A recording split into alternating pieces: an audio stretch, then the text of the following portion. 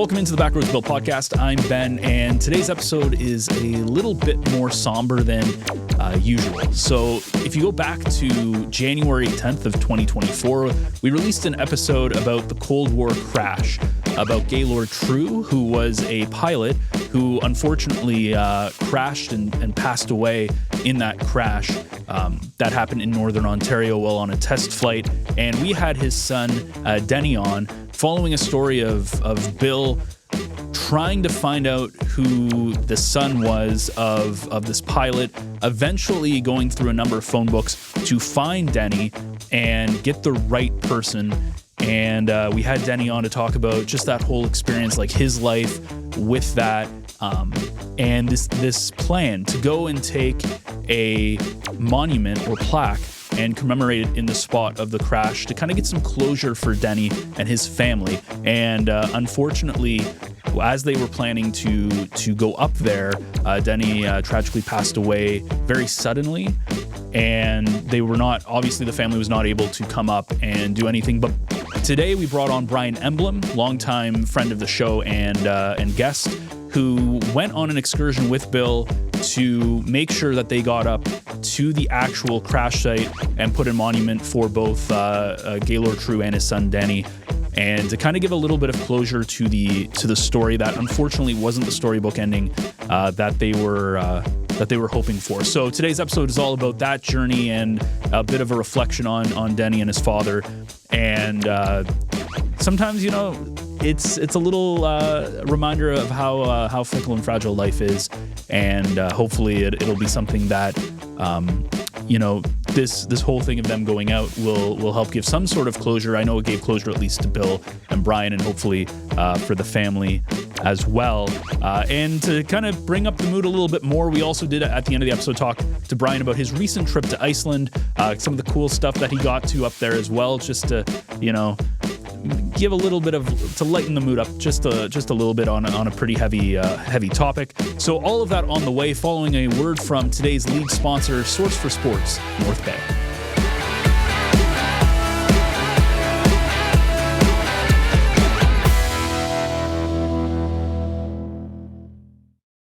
Spring is here, and that means one thing: baseball is back.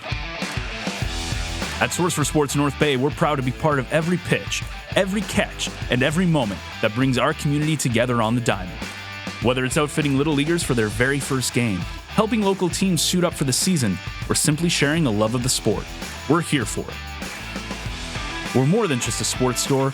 We're neighbors, coaches, teammates, and fans. And we're proud to support the leagues, schools, and families who make North Bay's baseball scene so special.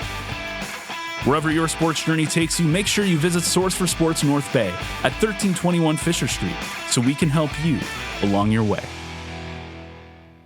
So today we are welcoming back a longtime guest, and I swear we just talked to him the other day, but we are here again with behind the scenes Brian. Brian, how are you doing? Great, thanks. Good to be here. You thought I was going to forget that, but I did not. I think that's an affectionate term, because Brian Emblin from Timmins has been on many of the Backroad Bill adventures, and I consider him a friend and a cohort. And this particular story, Ben, that we're going to talk about, Brian's front and center all the way, and actually it's probably in. When people ask me about my favorite stories, this is indeed one of them, and about the Cold War crash. And we'll talk. And Brian did just get back from holidays from Iceland, and I just got back from Moose factory. But we'll dive right into the Cold War crash. Yeah, so we actually did, you've done a number of stories. I want to say it's about almost 3 or 4 at this point, different articles. We did an episode back, I don't have the date on me, but it was like last year somewhere, where we brought in Denny Treu, who is the son of Gaylord Treu, who was the actual pilot who crashed and perished in that incident. And so if you want a little bit more of that, you can go back and check out that. I'll put the link in the description. It is a very it's a very powerful episode, especially considering we talked about him going up there and putting a plaque at the grave area. And unfortunately, Bill, why don't you just kind of talk a little bit about what kind of happened there? Well, we need to talk about a lot of things, but I think I should set the setting that something horribly went wrong on December the 17th, 1959. And we were in the middle of the Cold War with the Soviet Union, the then Soviet Union, and of course in North America with the underground installation in North Bay and the different radar bases, the Dew Line, the Pine Tree Line, et cetera, across the northern part of the continent.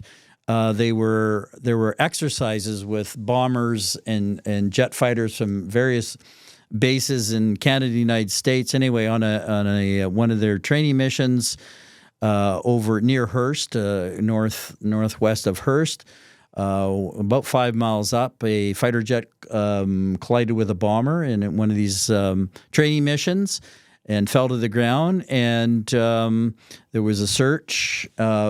2 pilots ejected safely and were found the next day in the snow. 2 perished, navigators, and the fighter jet pilot, Flight Lieutenant Gaylord Treu, was not. And now, Brian, you dive in here and bring us up to, I guess, around 2020, because just before that, and I think it might have been Brian, because it had come to know him. He called me up one day. It's been a long time now that we're gonna go on a backroads build adventure, and sure enough, we did. And then of course we went on this one. But Brian, take us back to 2020 when we first decided we were going to go on the Kabi River, that we were going to go and see this jet. The crash site, we'll just call it for now. Yeah, so I heard about this crash site. I think you told me about it, talking to some guy at a gas station. Something bizarre as that. And then we did a little homework, and having known some people in Hearst that flew in the area, and they were saying, "Oh yeah, it's a known spot. You can see it when you fly up this way." And people who fought forest fires and people who do fly-in fishing, they've seen it, the site, many times. And then I got on to Denny Treu, who was a guide fella in Hearst, who was able to bring us up on the first time we went up to check it out. Yeah, now that was in May of 2020. So we get together. I mean, it was that day as opposed to what we'll talk about in May of this year. And we got to the crash site. But Brian, maybe just describe the crash site. We had to do, it's 50 kilometers from Highway 11 and another 50 kilometers on the Kabi River going towards James Bay Coast. But and we're in the boreal forest. Just describe the crash site, or what remains of that particular part of the crash site. So when you get there, it's a bit of a hike in off the edge of the water. It's in a bog. It's Labrador tea, and there's tiny, tiny black spruce trees that are probably 100 years old due to the slow growth rate there. You see the wings are sort of still intact. They're plopped onto the ground. It's you can see USAF lettering on them, and then there's 2 big, giant sort of pools of water, I guess, where, from what I understand later, the U.S. military went in and blew the bomber up so that you could not have, the evil empire go in there and reverse engineer this aircraft. So from what I gather, that's what those 2 big pits are from the blast. They're filled with water, but there is debris spattered everywhere. So the hike in from the river, I'm gonna say it's maybe I don't know, 300 yards, 400 yards, and you can start, as soon as you get closer and closer, there's more and more debris. Well, look, there's a thing there. There's some metal there. There's strewn metal there. I'm not sure what was from the initial crash or what was from the post, destroying of the aircraft from Cold War perspective. Nobody could back engineer it. But there's strewn parts everywhere, and it's interesting. It's still intact, not rusty. I guess it's a titanium or aluminum, whatever. It doesn't rust like regular kind of metal. So it was a pretty unique spot. It wasn't too bad the first time. I remember I was wearing a t-shirt and a winter coat, but I had my winter coat off because it was quite warm. The black flies hadn't come out just yet. So that's very different than the last time we went. Yeah, well, 5 years henceforth. Now, Ben, that day, again, why is it a favorite story? there was a number of us. I think was it 4 or 5 of us? 1, 2, I guess, and we went out looking at things. Now the crash site, when this occurred back in December 17th, 1959. The wreckage is strewn over a couple of kilometers, but for this particular site, most of it is there, particularly the bomber, as Brian has said. So everybody was out. It was a warm, clear, quiet day, no wind. I was standing. Everybody was out looking for things, and I had that aura came upon me of, and I've felt it before. I don't claim to have any link to the paranormal, but I think I just for some reason there was this aura of wind and kind of an energy field around me, and I thought it, and I didn't tell anybody about it on the way back, because when we went there, I thought, oh, this will be a Backroads Bill story about the plane crash and things like that. But it got in, and I had no idea where this story would go. But on the way back, when we got back and did a little research, found out, did not know at the time, that the fighter jet pilot, Gaylord Treu, had a young son at the time, I guess about 3 years of age. And I thought to myself, I'm going to find him and just tell him that we were at the crash site. And he would be my age now or thereabouts, and so the search went on. Like again, this is, people know this is my avocation. I don't get paid to do anything I do in the media, and I spent literally many weeks, if not I know more than 2 months, and many times I thought I'd give up trying to find out Denny Treu. And the last name is Treu, and there were some roadblocks with regards to his Christian name. But anyway, I would make cold calls from databases. Hi, I'm Backroads Bill. I'm doing a story. Blah blah blah. A Cold War crash, and no. And then I found someone said, it might have been you, Brian. Try LinkedIn, and I remember the day. And every time I tell the story, I get shivers that LinkedIn came up, and had a head and shoulder shot of Gaylord Treu, the fighter pilot, and then here's the son, Dennis, and they look they had kind of the rectangular heads. They looked the same. They had the same smile and facial structure, and I had to search a bit more. He owned a pharmaceutical company, but he had kind of retired from that. Finally found him in Colorado Springs, and I remember the day I called up, the same cold call, and it was a pregnant pause. He's my dad. And right now, as I sit here, I've got goosebumps, because it became a kind of a friendship of sorts with Brian, myself, and Denny. About this, and as you say, we'll put the episode on that Denny Treu was on and I listened to it before the last time we went up, and it was hard to listen to. We had him on here in the CBC, and so as you well know, Brian, we were set to go in 2024, in May of 2024, and Denny was going to bring up a family memorial, and maybe you can just comment on that. Yeah, so that's a good point to bring up. Now, we go to these spots. There's other we've been to as well, but we have to remember these aren't like the same as going to the center of Ontario. People died. I mean, this is a family who were left behind, and it's traumatic for many people. It's a solemn place to go to, right? Very similar to Barilko, right? Like that same kind of story that we've talked about before. Yeah, it's not a tourist destination in the sense of going to see the biggest apple or something. So yeah, you connected with Denny Treu. We had arranged, he was talking about flying in with helicopters or float planes or flying over. We were trying to do all kinds of different scenarios, getting in there and looking at the stuff for him to go to see. He was going to bring up his half brother as well, I believe. Yep.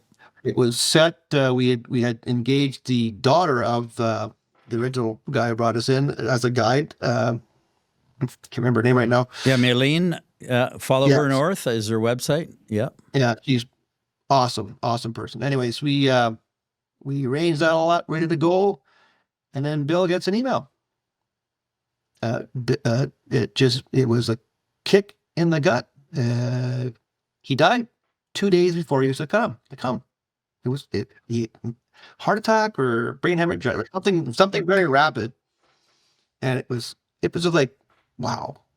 Like that's it's just I don't know. It hits you, and it's. I mean, I don't even know the guy, but we've talked on the radio or on this, and then he was on the CBC doing the same kind of thing, promoting the fact that he was coming up, and then all of a sudden, I mean, we were in shock. I mean, no more than him or his family, I should say, I guess. But it was. We were in shock, and I guess after a while, selfishly, we were disappointed because we were set to go and we wanted to help him. We'd been there. It was going to be another story, but a positive story, and kind of dead air. And it was during this past year. I know it was really eating me apart, really. And I mentioned this to Brian a number of times, and then we finally got around to saying, okay, we'll put up our own monument for father and son to reunite them. And so it wasn't that long ago, but we actually I think we got seriously talking about it about Christmas, around Christmas of 2024, New Year of 2025. And Brian took the lead on this, and we thought, okay, we're not just going to put up a laminated poster or something on a wooden stick. And Brian, tell us a little bit about just putting that monument together. And we had to decide on the wording too. And we contacted Denny's widow, Kathleen, but they weren't going to come up. And so anyway, the long and short of it, Brian, you and I took the initiative, and we're going back no matter what. Yeah, so we got a sign, and Timmins made up at the sign place. It's I don't know 1/8 or thick stainless steel plate with laser etching of the words that we wanted to have put on it, and then we got a metal post, and a pile driver kind of thing, manual one, and then a little shield on top, so that the sun and the rain would sort of stay off of it, and would try to preserve the sign as long as we possibly could. And then we engaged the daughter again of Denny. No, Denny Graton. Yeah. Graton, yeah, to bring us up. And that was an adventure in itself. That last trip, for sure. Did you want to get into that now? Well, I arrived in Hearst on May the 6th, Ben, and at the same, probably had the same shorts as I have on today here, sitting in the studio. But it was like 26 degrees when I arrived. Brian was coming up a little later.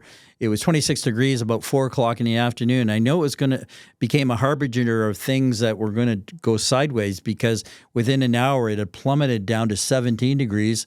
We met and actually stayed at Maline's little lodge near Hearst. And that night, winter reappeared with splatterings of ice and freezing rain, and the winds were rocking and rolling. When we got up, we were back in our winter attire. We were prepared to bring our winter attire, but I remember the shots that you'll see in the Village Media story. We have mufflers on our neck, pulled up to our nose. I know I had 2 toques on. We had layers. We had a piece of a fabric tarp over our legs, and we set out with Maylene at the tiller, so to speak, and we had to do that 50 kilometers with the sign in tow. It was I describe, I was cold in heart and mind as we set out, and with our heads down sometimes, going into that northern breeze to get back to the site. And I think it was all, I would call it a soft challenge, I suppose, but I guess it was meant to be, because we were hell-bent to put that sign up. And of course, when we got there again, we didn't know if the ground was frozen, and it is in the muskeg. So talk about a little bit about putting the sign up, Brian. Yeah, well, getting back to just getting in the boat, I'm putting on my winter coat that I wear snowmobiling. I'm putting on my snow boots that I wear ice fishing. And I look back at Milena, and she's got her skidoo pants on. I'm like, oh, maybe I should have brought those too. Anyways, it was pretty. The northern wind was blasting us in the face. The splash of the water that would be on the, coming off, the boat, whatever. Well, it was freezing on her coat like a layer of ice. Like it was just solidifying her jacket. So yeah, we stopped halfway because she had to warm up her hand, because she couldn't let her hand off the tiller. Remember, then just the river was flowing quite quickly, like maybe 7 kilometers per hour, and going north. And it was super cold. Like it was right to your bones cold. And so then we finally got to the spot, and it was still windy, and the trees were doing this, and we unloaded the boat, and we carry the sign in. We figure out a good spot to put it on where the post should go and a place where it would make sense. And so before that, I said to Glenn, I said, well, there's lots of snow on the ground here still. You think we're going to be able to put this in the ground? It might be still frozen. Oh yeah, no problem, right? So we get to the post, we get to the spot. I take the post and I just put it by hand. Like it's a bog, it's a swamp. Like, so normally in the summertime, you could just push with your hand, it would go down. Anyway, it stopped. At first I thought I hit a part of the airplane. It was so hard, but it was just frozen ice. So then we get the pile driver thing out and start pounding it down. I think every pound, we must have gone down that much until we broke through the ice, the frozen frost layer. And then it went like nothing down. Yeah, that was, then we reassembled the sign in the right way, and it worked. It was a good spot. I think at the end of the day, we picked a nice spot for it. It's right beside the wing and beside the USFAF, what remains of the logo. And anyway, we were determined, we were snapping pictures and things and like that nature. And then it was, it takes and of course, this is a day trip and it's a long day. And so, sooner or later, it was time to think about going. And all of a sudden, a couple things happened. And this goes back to that paranormal, that aura thing. All of a sudden, it got really quiet again. Sun actually kind of came out. It was a brutal day, kind of lightened up. And I blurted out, and it was a blurt. I said, we should say a prayer. And Mylene she said, I've got one in my back pocket. Like, go figure. There was no preparation. And it was an elder's prayer, a Cree prayer, and she read it. She had it literally in her back pocket, and had it all folded up, not in any intention. Read it out. The words, Brian, were familiar, as in family oriented, and we felt good about what we were doing, and then it was time to go. And in the Village Media story, I just know how I felt, that I turned around and I saw their spirits smiling, and I finally, as I said in my story, I was warm again, and I had that warm feeling as we went back. But Brian, how did you feel that day? Because sometimes we're always on the move, and we usually on long car rides we talk about everything, as we've talked about, wasn't that many weeks ago when we talked about our trek up to Peawanuck, Fort Severn and back, and spent countless hours literally. But how did you feel that day? Well, it's quite I'll from my perspective, what happened. So we put the sign in, the wind's blowing, the trees are moving, the birds are chirping. It's chilly. We're pounding this thing in. Finally, the sun does come out a little bit and warms things up a little bit, but the wind's still there. And then Bill says, oh man, we should say a prayer, whatever, right? Anyways, so she whips out this, out of the blue, this prayer. And like, our motive for going there was to put this sign up. The sign does relate the father and son connection, being back together or whatever, right? Then she whips out this prayer, and it's perfectly set for the occasion. Like, what are the odds of that? It's all about getting together in family and being one and helping each other out. And this prayer that she randomly pulls out of her pocket, that was just too coincidental. But here's the classic. I'm an engineer, man of applied science. I don't necessarily get into the same things Bill does, but when she read that prayer, the wind went to absolute zero. The birds stopped chirping. It was bizarre. And as soon as she was done, woodpecker started pecking against the tree again, and it was just, I'm telling you, it was bizarre. North Bay's turning 100, and what a time to be here. From the buzz of the Heritage Parade to sunset concerts at the waterfront, the city is alive with celebration. And you know who's right in the middle of it all? Homewood Suites by Hilton North Bay. We're proud to be a part of this milestone moment. Whether you're coming home from a family reunion, planning a gathering with friends, or just simply making the most of everything the Centennial has to offer, our doors are open. Stay in a spacious suite that feels like home, with a full kitchen to cook in, room to relax, and a space to unwind after a full day of fun. Are you hosting something bigger? Our event spaces and amazing local partners like the Grand and Stock Transportation make it easy to bring people together. Best of all, they're just steps from the action. The fireworks, the food trucks, the music, the laughter, it's all right here. Celebrate 100 years of North Bay with us. Use code Centennial to save on your stay. And anytime this year. Be at home with Homewood Suites by Hilton North Bay. Join the party today at 495 Oak Street West or give us a call at 705-495-3000. Dear North Bay, as a single mom and full-time student, life can feel overwhelming and budgets are always tight. But one thing I never question is how deeply I care about my community. When I began volunteering at the North Bay Regional Health Centre, I saw firsthand how much the healthcare system means to people, especially when life takes an unexpected turn. It made me think, what if it was my child, my parent, or my friend that was in need of care? That's when I realized I wanted to do more, to be part of something bigger than myself. I joined the I Give Monthly Club because even a small monthly gift can have a meaningful impact, helping ensure everyone in our community has access to the care they need right here at home. If you believe in strong, local health care, I hope you'll join me. Sign up at nbrhcfoundation.ca or call 705-495-8125. It's simple and it matters. With gratitude, Kim Cosgrove.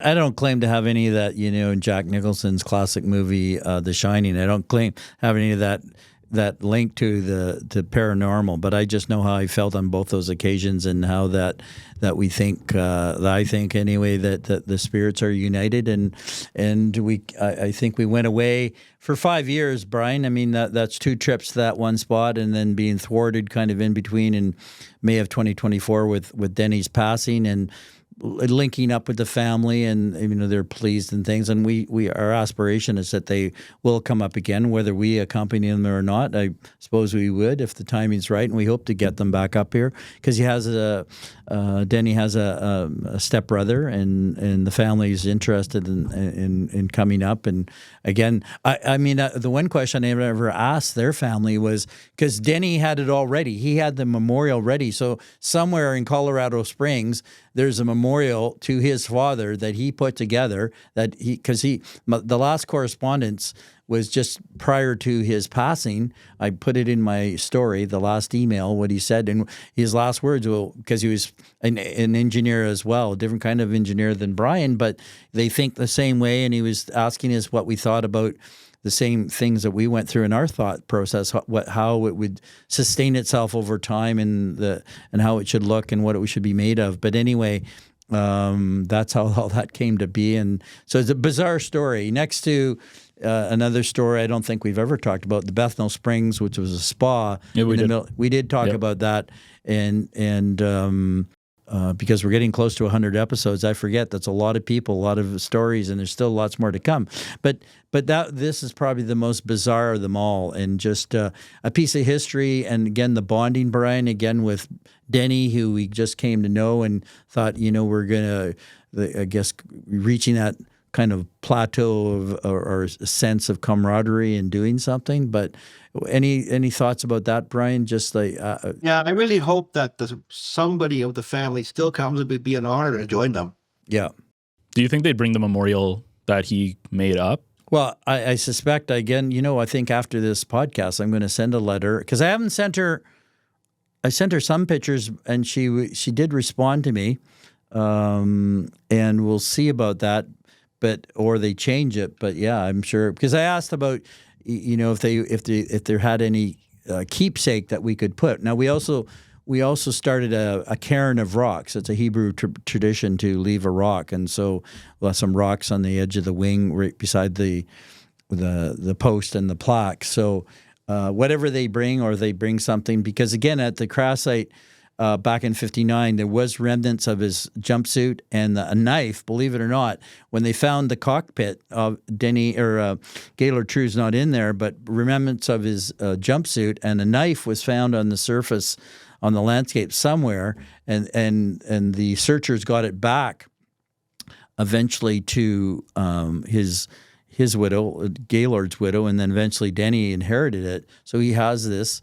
And so the family has it, and anyway, what they do is in the future. But again, that's we tied the ends up to a story. Yeah, it's interesting. I remember when you said something to me. I can't remember. It must have been, this was back in November, I believe. or something like late last year. Yeah. And I remember you came in and you told me that, and I was like, wow, because it was such a neat a neat story with how, like, obviously the only time I've ever talked to him was during that podcast. It's my only interaction, and even then I was like, oof, that was kind of one of those like what kind of moments. And it was so unfortunate because it would have been such a perfect time. And it's almost, if you think about it like a storybook, it would almost have made sense if he went up there and then he like passed away after or something like that. I know Like what you're saying. like a closure kind of thing. And unfortunately, he never got it. But it's an incredible story when you think about the fact that none of that would ever have happened if you didn't try to go through the phone book. And it's not just going through the phone book. You went through like databases, a number of people, like obsessively finding this guy. I definitely would like the analogy of a dog with a bone kind of thing, and must add too the couple things. Constance Lake First Nation, they go up and down the river there to their traditional hunting and fishing grounds, which was their former location of their community. But they know of the spirits on the river. They actually talk about that. And a friend of mine also at the time had a premonition about in a dream about that, and actually called me up and said, "Is everything all right?" And this was the year before, and I said, "No, it's not all right. Denny has passed away." And at the time, she was going to come along with us, and did not, always because we didn't go. But so this story has like multiple steps to it, and it's just one of those things. And again, and I guess in our lives, Brian, it was just meant to be that I met Brian, and all of a sudden, of many years later, we're putting up a signpost to, I'm not going to say a stranger, but in essence, a stranger. Yeah, I feel it's the right thing to do for sure. I mean, I would hope that if it was me and it was my family, somebody would be kind enough to do the same thing. Yeah, absolutely. Yeah. It's powerful. Like Maylene, what was her? Because I know we've reached out to her. We want to get her on the podcast. Yeah. Which would be you want her. She's very good. Maybe just talk about her just a little bit and her connection to this. I know she was the person that got you to the crash site, but maybe just talk a little bit about her connection. Yeah, she's the daughter of Danny Colombe Graton. She has a hyphenated name. She has her website, Follow Her North. She's like, we can't believe that she's 21, 22 years of age. She has her own business, has her own lodge. She's an entrepreneur, and again, that's why we're going to have her on the website. She takes people on a kind of extreme snowmobiling, but snowmobile adventures up to James Bay, Hudson Bay coast, and is passionate about the outside and the great outdoors and doing all these outdoor pursuits. She rents out ice huts and she does everything. And when we finally found out, we didn't know who.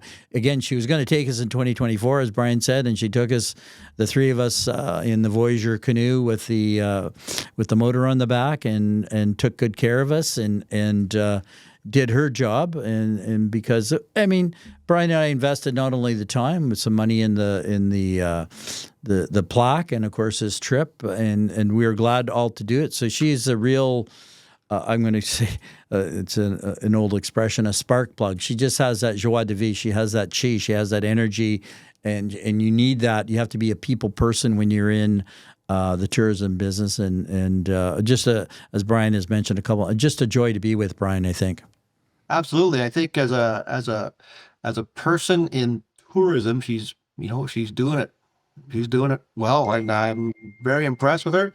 And given her age, she's won some awards too. I can't off the top. Well, you'll have to ask her when you get her on. Some tourism excellence awards. But she does lots of cool stuff for kids too. They take some on day trips, and anyway, so you can talk to her about that. But I was very impressed with her. This is another strange aspect of the story, and I wasn't going to correct her on the. She said she had been in there with her father, but on the first trip, I checked my notes and I checked the first story. She's in the story, but couldn't be remembered being there that day. And I know I did not make a mistake, because I remember asking her father how to spell her name, and afterwards, unless he made the mistake in identifying his own, he has two daughters. I don't think so. I think there's something else there, that she was there that day and just has a blank. Maybe it's all part of this aura. I don't know. I don't want to make too much of that. But anyway, she takes people, will take and has, to the crash site, not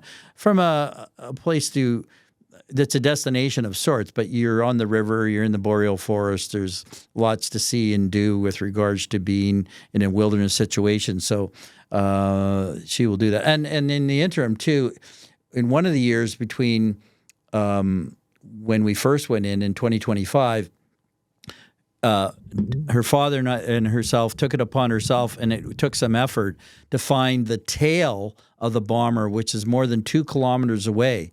And there's a good photo of it in my second story of how they snowshoed, not on the snow. They snowshoed on top of the muskeg. It was so soggy that they used snowshoes to plod their way finally to the tail of the bomber. And the tail of the bomber is it's quite recognizable, Brian, from air photos and Google Earth. So anyway, just another piece of the puzzle. So here's another add-on tidbit. I posted on my Facebook page just some imagery, the fact that we went up there and did this thing. A friend of my brother's who hunts up there says, "Hey, I've seen the fighter jet in that same area." So I took that information, I flipped it to Milan, and I said, "Hey, this guy seems to say he's seen the fighter jet." She goes, "Oh yeah, I've seen it as well. It's really hard to get to. You can only see it when the water's low, and then when the water's low, the river is virtually impassable because of the boulders." So she sent me some photos of the jet engine of the fighter jet, which is one river over, stuck in the side of the river, right in the side of the riverbed. It's really interesting. But it's a small world, and it starts off with a conversation at a gas station. Because I think the conversation went like this, Bill. You were talking to the guy, or the guy said, "Hey, I heard your story on the Bill Morocco crash site. Have you ever been to the one north of Constance Lake or Callstock?" And I think that's how it started, but I don't remember. That's good. Well, I'm glad we've got that for posterity purposes here in the Backroads Bill podcast, because that's how things start.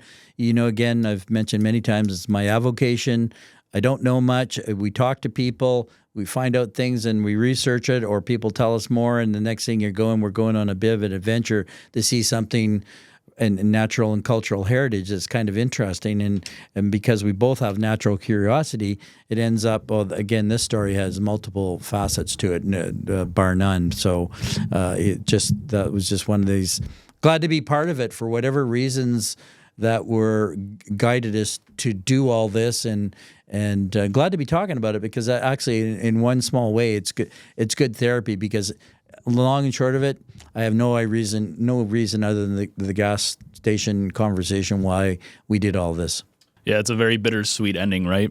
Unfortunately, it wasn't the picture book ending that it could have been, or that we were hoping it would be, but the fact you guys got closure. And that's right, because Denny on the podcast said he was looking forward to coming. I just remembered that just now, because he was talking about coming up. We were looking forward to meeting him face to face, and taking him on the trip.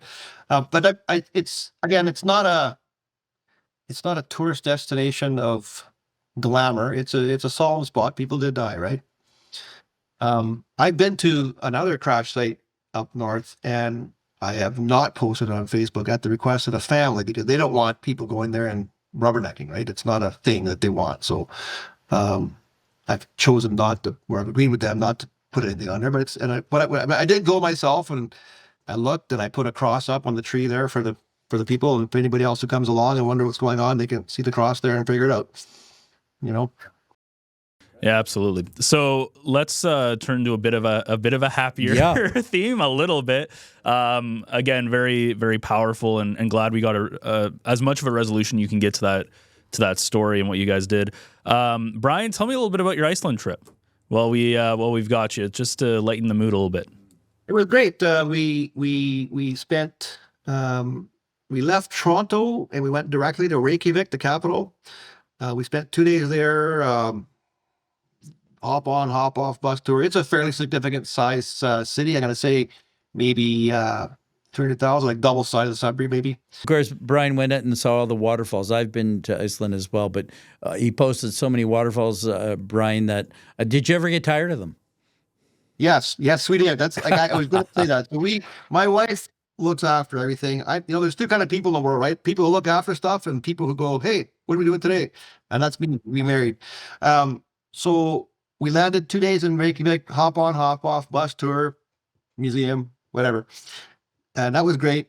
And then we rented an RV, like a European style RV, a little bit different than the kind of RVs that we have over here. Because we have personally, we have one, my wife and I.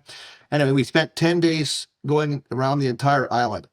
And she used, it's funny, she used ChatGPT, artificial intelligence, and said, hey, ChatGPT, give me a 10-day itinerary for people who like to be outdoors around, circling Iceland. And in 10 seconds, we had this itinerary made from ChatGPT. And that's, we basically followed that. We added a few things on our own. But yeah, so because of the time change, it's What, it's 4 hours. 4 hours or 5 hours? 4 hours ahead of us. But also the daylight, the sun stays up till like 11:30 this time of year, and it gets up in the morning at 3:30. So there's not a lot of darkness. So we get there, and your first 2 days, you're full of energy, and that's great. And you get your RV, and you're full of energy, and you buy some groceries, and you head out on the road, and you can visit waterfalls 10:30 at night. Because it's all open. It's not like there's a gate or anything. You go park the car and you hike this trail. The trails are all well maintained. And such, so that by the time we got 2/3 of the way around, 3/4 of the way around, I was like, oh, I'm done. I've seen a million waterfalls. Unless that's one has a very unique feature to it, we're not stopping. But yes, we did get there. But a lot of them have unique features or very ancient stories tied to them. Like there's one waterfall called the Godfoss. So basically, in the year 1000. So, 1,000 years ago, the country had to make a decision. Do we embrace Christianity, become a Christian country, or do we stay with the Nordic gods, Thor, Odin, all those guys, right?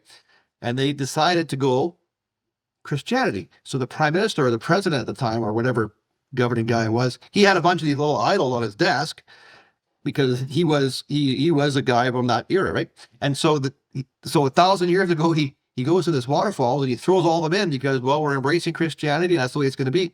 And then apparently the gods didn't like that and they split the waterfall in half. So when you go there, it comes down in a two waterfall kind of situation, which is, it's a cool story. Besides the fact it's also a beautiful waterfall. It's always interesting with those too, how people will say it's an act of God or it's an act of whatever, right?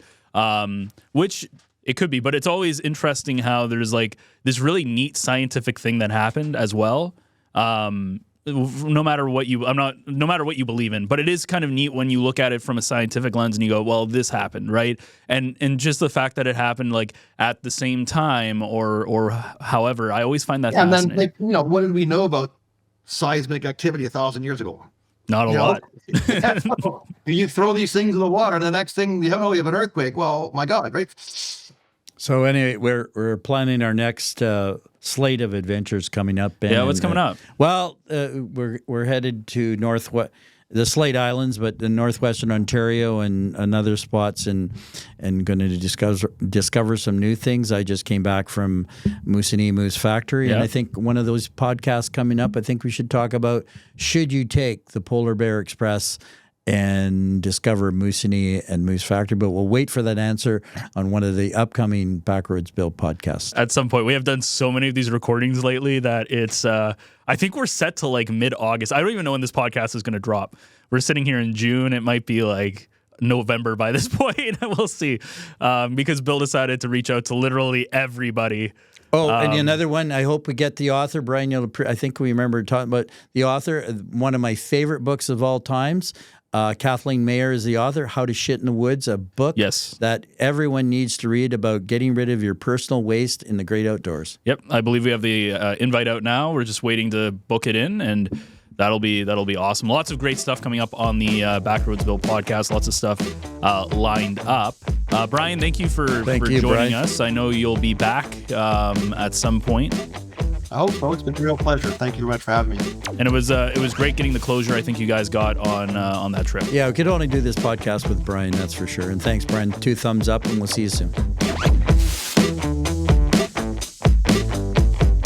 So a somber reflection of sometimes, as I said in the intro, you don't get that storybook ending. And we do want to thank Brian for jumping on with us to talk about this trip.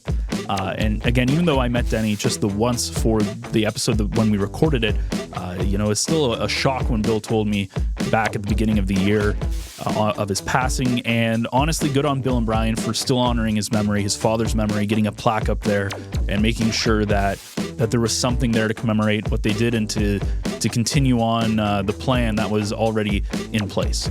So if you enjoyed this episode of the Backroads Bill podcast, you can find more episodes of this show on your favorite podcast platform. The video version is on the North Bay Echo YouTube channel, and everything video and audio related can be found at northbayecho.ca, where you can also check out all the other great podcasts on the network and our newsletter, Echo Essentials. It drops generally every Wednesdays and is a great way to stay up to date with the latest happenings on the Echo network, as well as the city of North Bay and all the shows and news around that. It's free to sign up. Just put in your email and it will come right to your inbox once a week. So that wraps things up here. Join us again next week for yet another Backroads adventure.